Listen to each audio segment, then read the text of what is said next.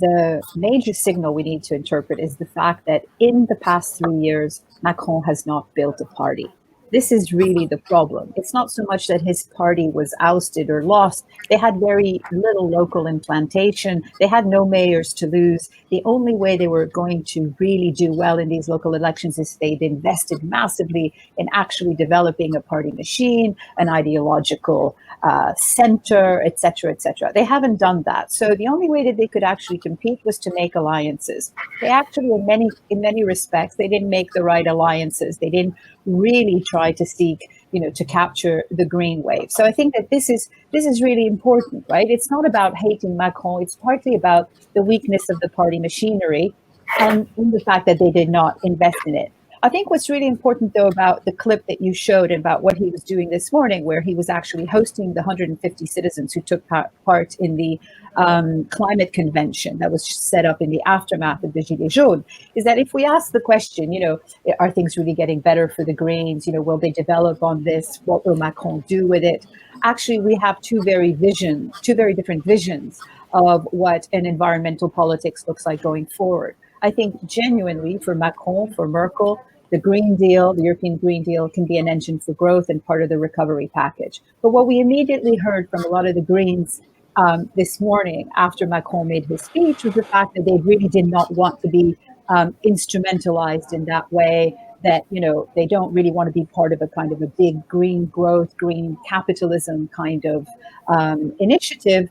They wanted something a lot more radical, as one of the guests said, in terms of what they think they stand for. So I think it's going to be two very different versions of green that we're going to see, and which one LREM and Macron's party can actually hitch its wagon to for the next 2 years.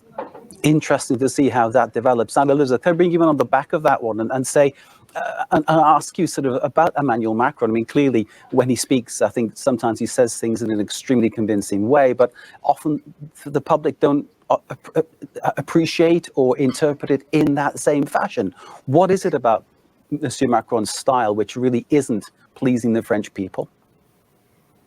It's the thing is, the voters have longer memories than people think, and politicians think. And just because something is off the news cycle doesn't mean that it's forgotten. And Macron came into the current crisis, the COVID crisis, already weakened by the Gilets jaunes, and then weakened by the, we've forgotten this, but the long strike against the pension reform, which he has started voicing again that he wanted to put this back on the table.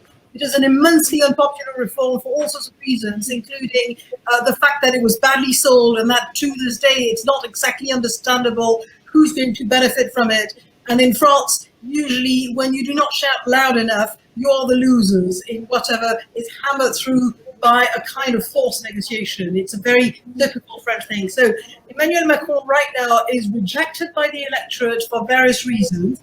The latest one is, even though France handled actually the COVID crisis not too badly, certainly better than the United Kingdom, the outcomes were better.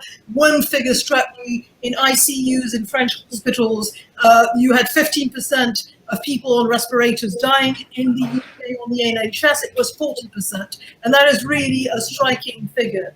So, but what the major mistake was one in communication, but perception is reality in politics. And the idea that the government spokeswoman said that masks were not necessary. And then a few weeks later, Emmanuel Macron said, we never had a shortage of PPE and of masks, whereas we obviously had them, has destroyed any kind of decent management that was made.